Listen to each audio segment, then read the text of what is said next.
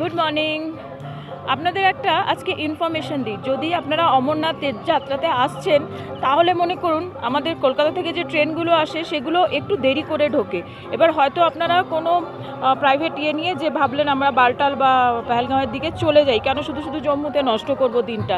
সেক্ষেত্রে আপনারা যদি 3টে বেজে যায় তারপরে যদি শ্রীনগর ক্রস করতে যান, ওরা কিন্তু আগে যেতে দেবে না আপনাকে। বা ওদিক থেকে যদি আসেন পেহেলগাঁও বা বালটাল থেকে, তাহলে কিন্তু 3টের আগে আপনাদেরকে এইটা শ্রীনগর ক্রসিংটা ক্রস করে যেতে হবে, তা নাহলে কিন্তু ওরা আপনাদের ধরে এই রকম যাত্রী নিবাসে আটকে দেবে, মানে আর্মি ধরে। কিন্তু এখানে কোনো অসুবিধা নেই, দেখুন এখানে বিশাল লাঙ্গার আছে, এই যে এখানে রুমগুলো আছে এত সুন্দর, বেডের সিস্টেম আছে, 100 টাকা করে নেবে, পুরো বেড দিয়ে দেবে আপনাকে। একটা ঘরের মধ্যে যেরকম আমরা হস্টেলে থাকতাম সেই রকম রুম করা আছে, তো আপনি থাকতে পারেন সেখানে।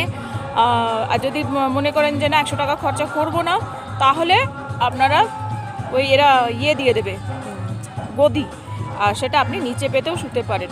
কিন্তু আমি বলবো আপনারা রুমটা নেবেন, এত সুন্দর রুম যে যেখানে বাথরুমের ব্যবস্থা আছে, একটা রুমে 16 জন করে থাকতে দেয়, মানে ওপর নিচ করে 8টা বেড থাকে, তাহলে 16 জন হচ্ছেন।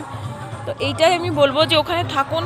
আর সুন্দর 2টো করে বাথরুম থাকে এক একটা রুমে, সুন্দর সমস্ত ভালো ওয়েস্টার্নাইজড, আপনার কমোড থাকে, জল থাকে, ঠান্ডা গরম সমস্ত কিছু। তো আপনাদের সারা যে যাত্রার টায়ার্ডনেসটা এখানে এসে কেটে যাবে। আমাদেরকে কালকে যখন আটকে দিল তখন আমি ভাবছিলাম যে ভগবান, আটকে গেলাম, যেতে পারলাম না জম্মু। আমরা ফেরার সময় বালটাল থেকে যখন ফিরছিলাম তখন আমাদের আটকে দিল, 3টে বেজে গেছিলো বলে। তো আমি তখন খুব আমার খারাপ লাগছিল যে যেতে পারলাম না। বাট কাল রাত্রে যেভাবে ঘুমিয়েছি আর যেভাবে ফ্রেশ হয়েছি, তাতে মনে হলো ভালো হলো এখানে আটকে।